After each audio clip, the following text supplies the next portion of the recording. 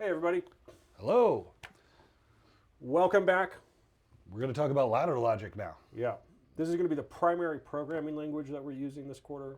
We'll probably dabble a little bit in some other ones as time allows, but the big one that we're really going to focus on and dive deep into is ladder logic. This is in North America. This is largely considered like the de facto PLC programming language.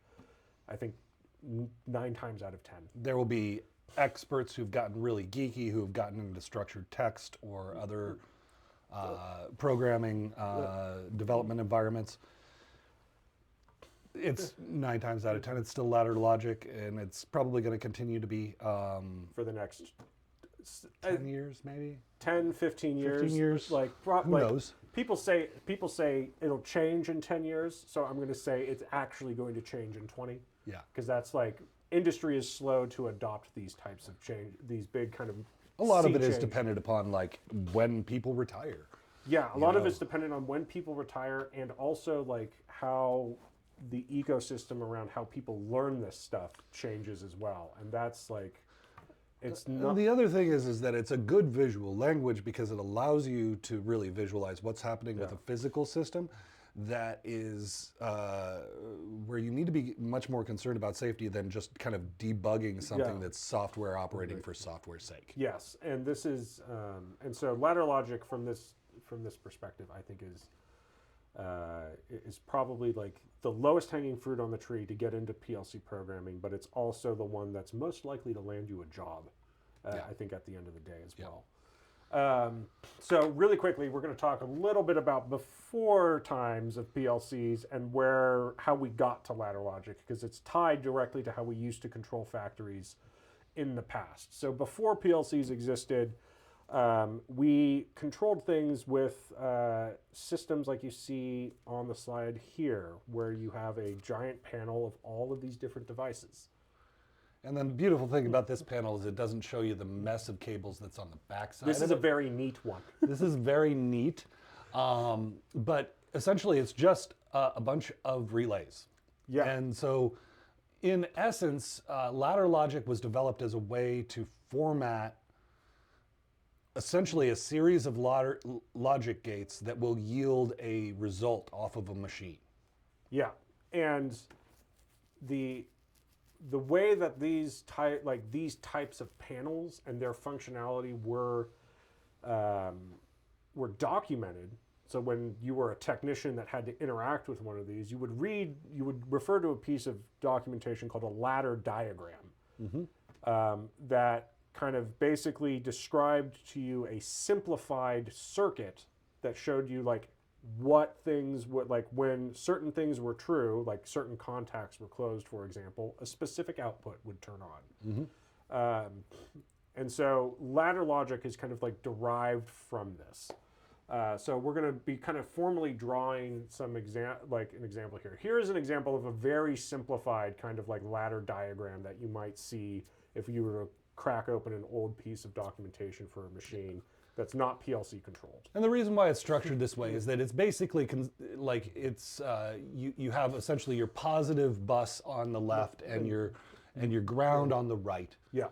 And voltage travels through the circuit. Voltage travels through the rungs. Now, the thing is every rung on here could be energized or not, depending on whether or not the connections are made there through the components that are on there.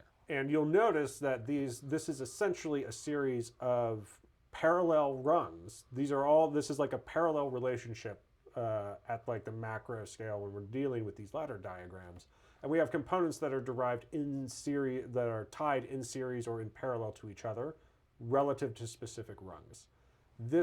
The way that these things are set up is very similar to how ladder logic is actually described, written, and standardized as a language.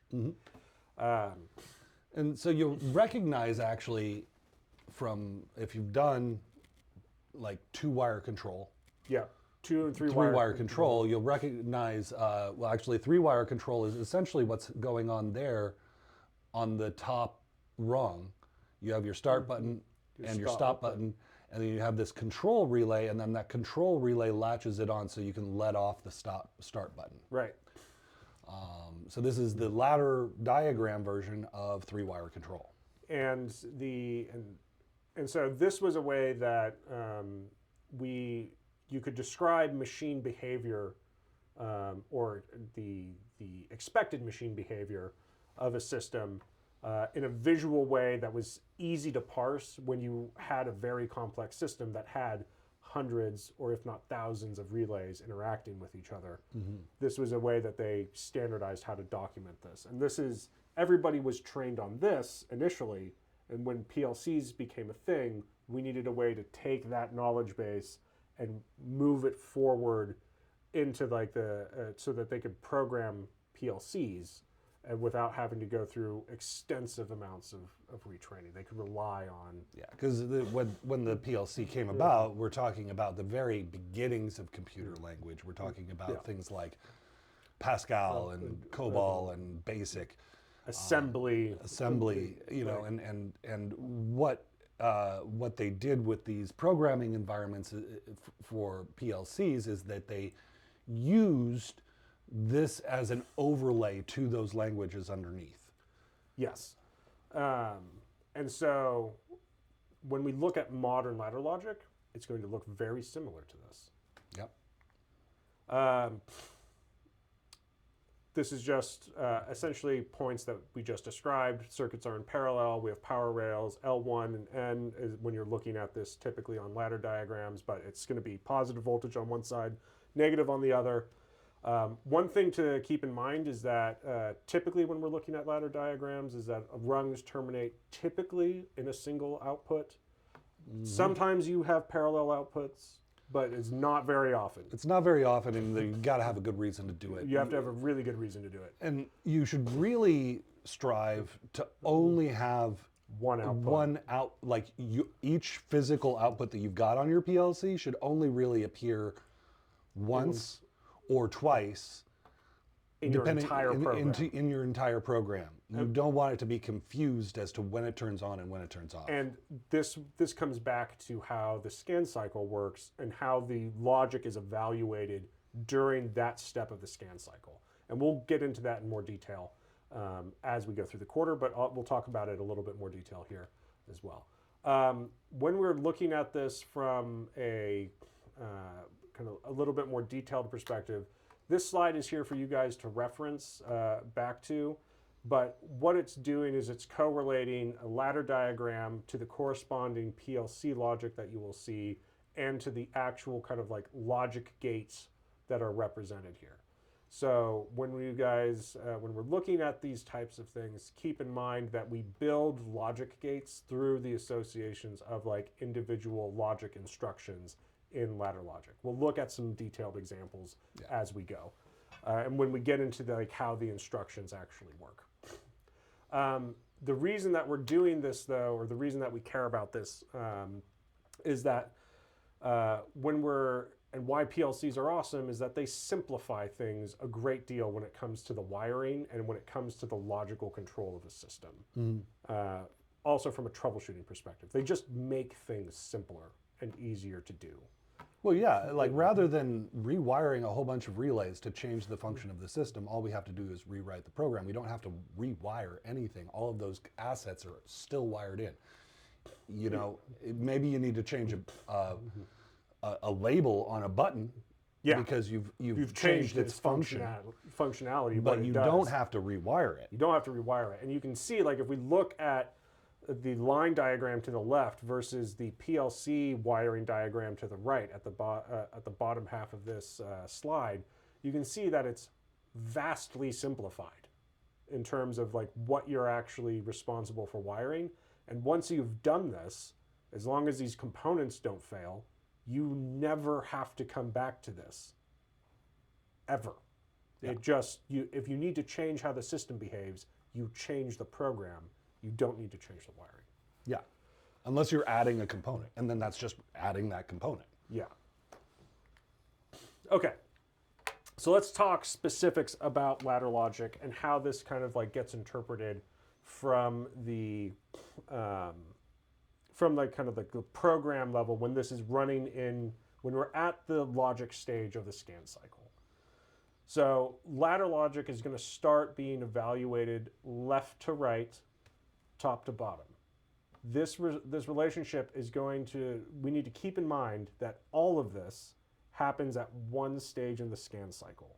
It does not, nothing is getting written to an output until all of the logic has been evaluated and tested. It reads the whole thing, It goes through a diagnostic, and then executes on it. and then executes. So, and this is where people get into trouble with how this works, because this is why if you have an output in multiple locations in your program, you can run into trouble, because it's starting from the top left and it's going across, and so like it evaluates that rung of logic.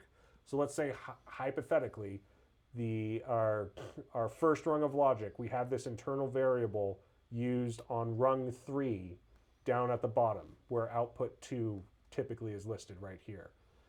If we have those in 2 separate spots, right, we can evaluate the logic of the first rung and it can be true, and then we update, like as we're updating that, like that gets written to that output table, but nothing's like updated yet. Mm-hmm.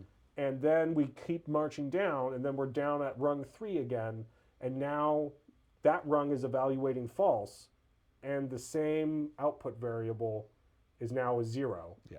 And so that is what actually gets updated in the, that's the last thing that gets updated in the output table before the PLC writes. Yeah. So it's important to, and this will make more sense when you inevitably run into this when you're doing your programming.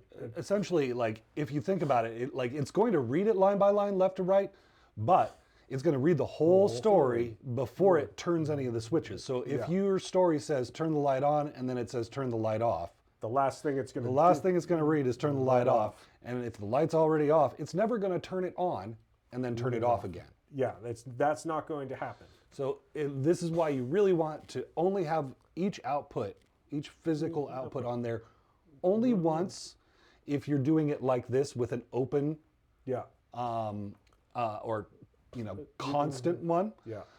If you're using what's called set and reset, we'll get into that later. If you're using set and reset, need changes a little bit. That's 2, and you should have them close by one another. Yeah, you should not like keep them. You should not separate them by like multiple rungs or put them in different subroutines or anything like that. We'll talk about that though. So we need to remember the scan cycle. Like always when it comes to doing the programming side of this, the scan cycle is kind of king. It determines how this whole game works all the time. We read inputs, we execute logic, or we evaluate logic, then we update our outputs. We update our outputs, run diagnostics and communications, and then we execute on the output side. Then we execute on the outputs, yeah. Right. So keep in mind that between read inputs and update outputs, multiple things have to happen and check out before an output is actually changed state. Yeah. And you'll see this. Yeah. Like if you watch very closely on any machine that you've worked with a PLC on it, you'll notice that the input lights goes on, and then there's a delay between that and when the output that corresponds with that trigger comes on. Yeah. Sometimes it's a very small delay, and oftentimes, depending on what it is, you can't really perceive it. It happens so quickly, but there are plenty of other times where it does not, like where you can. So when you guys are looking at systems, that's something to pay attention to. Mm-hmm. That order is explicit every single time. You don't get to change the order of the scan cycle. Scan cycle process, we've seen this slide before, but this is just, again, to reiterate that the main thing, the takeaway here is that before we evaluate our logic, we are updating our inputs first. We write those to a file. We use that to evaluate the logic, and then the corresponding outputs get updated to their output file. And then finally, after our diagnostics and comms finish, that's when we write our outputs. So we've already mentioned this, but outputs should really only exist on a single rung, especially when it's a physical output. There's certain things with timers And encounters that you may be using multiple outputs, but for the most part, we strive to keep outputs on a single rung. We need to talk, introducing some concepts here of rung logic. A rung can evaluate high, and it can turn an output off. A rung can also evaluate low and turn it on.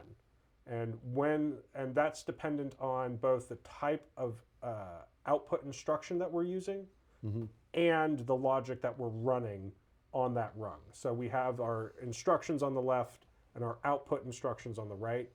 Depending how we program that, rung logic would be, is the entire rung true, yes or no? If it's true, then rung logic is high, but that doesn't mean the output is necessarily high every instance. So understand that those things are decoupled from each other. Yeah, and when we get into looking at these actual symbols for the contacts and for the outputs, we'll be explicit about about that.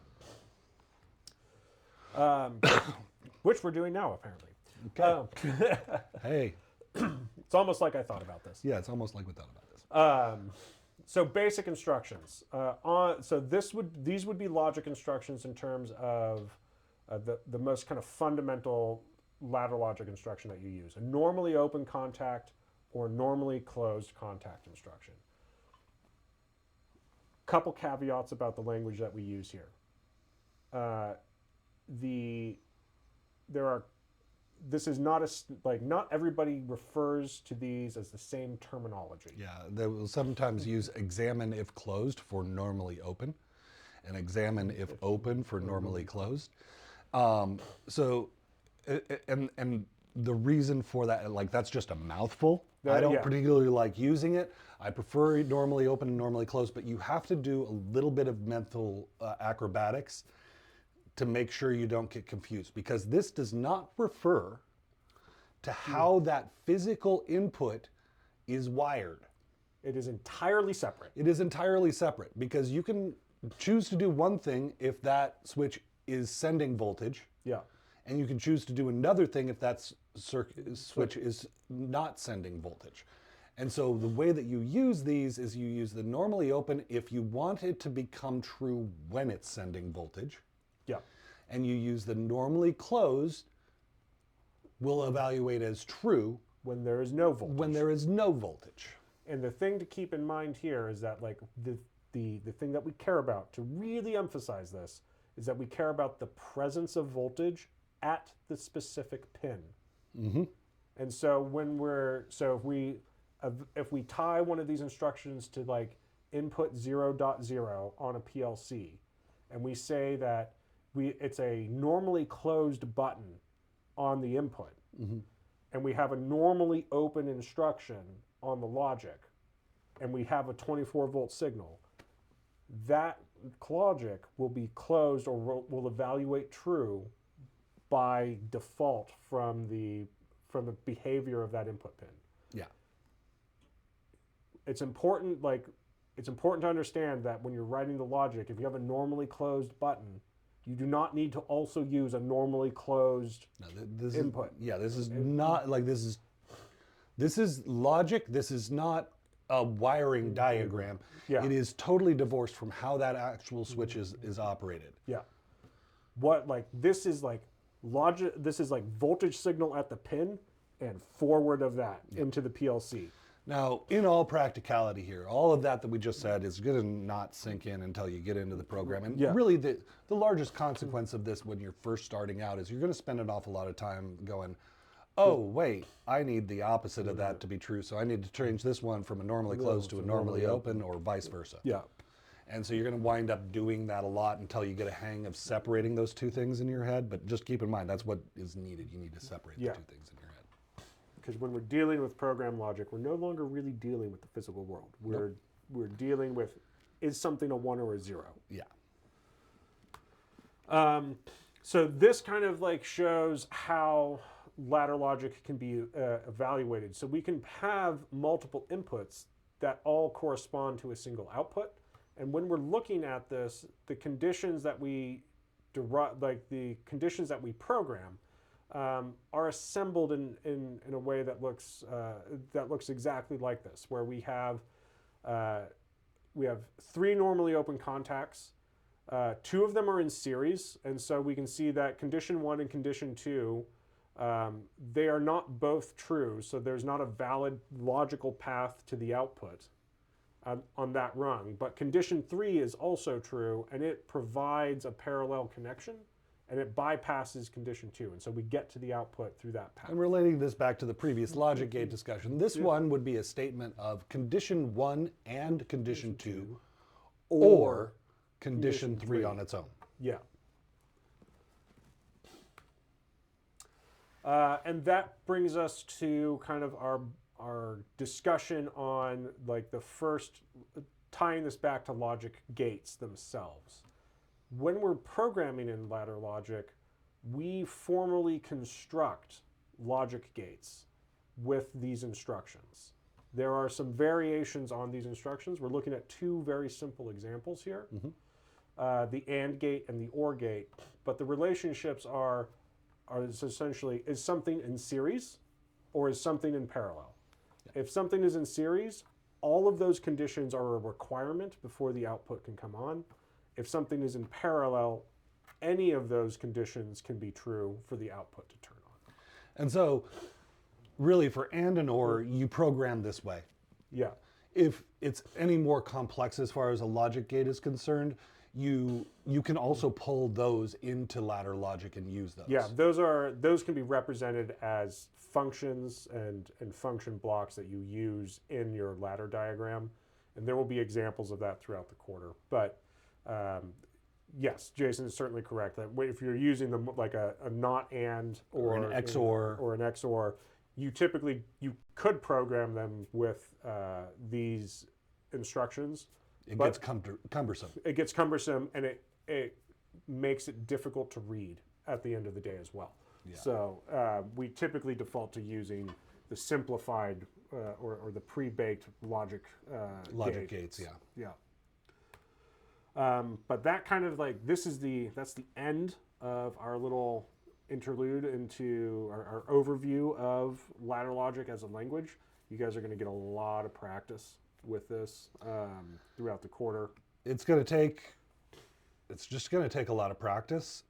It's really important that you get used to, like, only a certain amount of this thinking can happen in front of the computer. A lot of it you need to do while monitoring a machine that's in action. Yeah, and one of the things that you will see when you're programming is that there's the opportunity to live monitor the logic as it's running on the PLC, and that will also be helpful for kind of clarifying how all of these things are interacting. This will be how you figure out that like, okay, I've got this output that's showing that it's coming on here in the program, but it's not actually turning on physically on there. Well, that's because it's also showing that this one is turning it off down below. Yeah. And or it's like it will show you as like, oh, I needed a normally closed here when I'm using a normally open, or vice versa. Yeah, it'll show that it's not evaluating as true. Yeah. So, but yeah, that's our conversation and introductory lecture on ladder logic, and there will be more to follow. So we'll see you guys in the next video. See you in the next video.